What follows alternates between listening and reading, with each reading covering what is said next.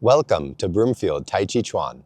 In today's video, let's practice flash the back from the 24 posture form.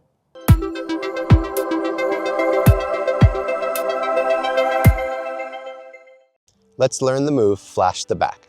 Begin from needle at the bottom of the C position in the 24 posture form.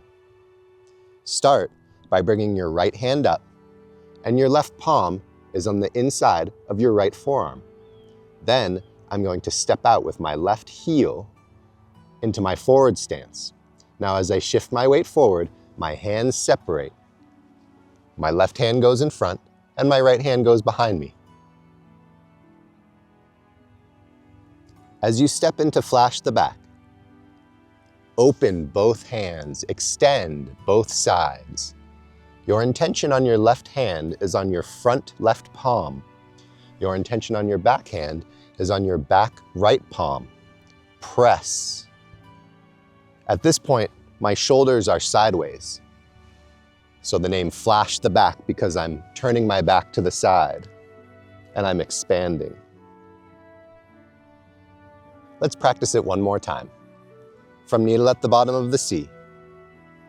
Come up, step out, and open.